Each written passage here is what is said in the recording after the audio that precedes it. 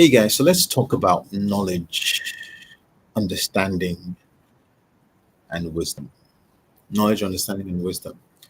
Now, these three things are interrelated, but they are not the same, even though we tend to use them interchangeably. We refer to the knowledgeable person as the person with understanding, or the person with wisdom as the person with knowledge, right? But most important for us to realize is that when we talk about knowledge, necessarily referring to wisdom because they are different things. People say that knowledge is power. Well, that's not actually true because it is not knowledge that is power, it is applied knowledge that is power. You can only become powerful in something when you apply the knowledge that backs it up, right? So that's a common misconception that we tend to have when we're talking about knowledge, understanding, and wisdom. So I think it's necessary for us to differentiate between the three and understand how they interrelate and how we can apply them. Now, it's very simple. If you break down these three things and attach synonyms to them.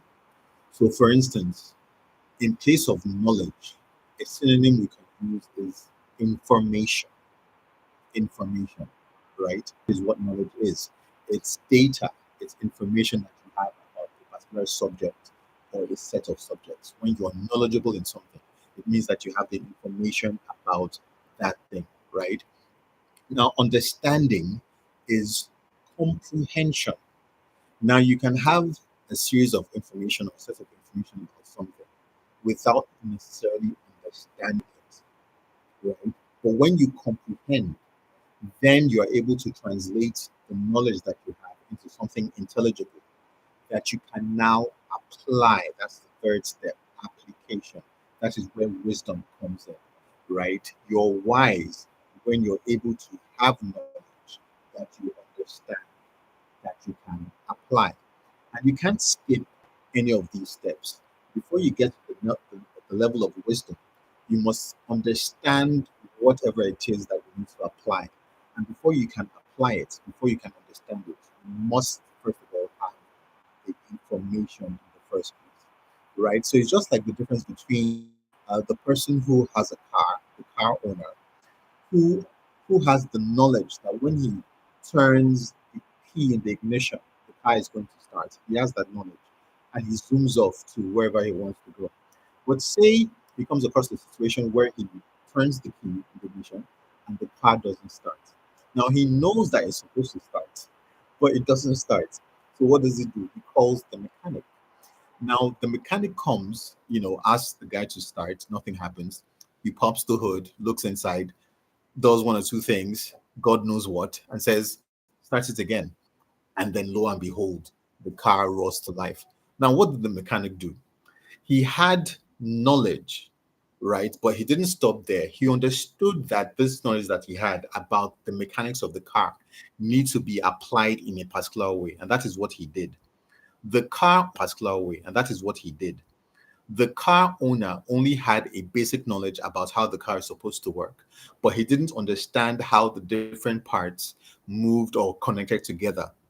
So the mechanic had knowledge, he understood, and he knew how to apply to get a result, right? So when you're trying to make an impact into something or into somebody or into a community or whatever it is, you need to necessarily go through those three steps. When you have the knowledge, that's the basic first step. You have the information about it. But before you can do anything with it, you must understand this information that you have gotten in order for you to apply it appropriately, right? We say that wisdom is the principal thing, is the most critical thing that we need to have. But understanding is the most important because without understanding, you can't apply. You can't be wise without understanding, and you can't understand without knowledge. So, information, comprehension, application. That's the process from which you get to knowledge of where you start with knowledge. and from there you get to wisdom.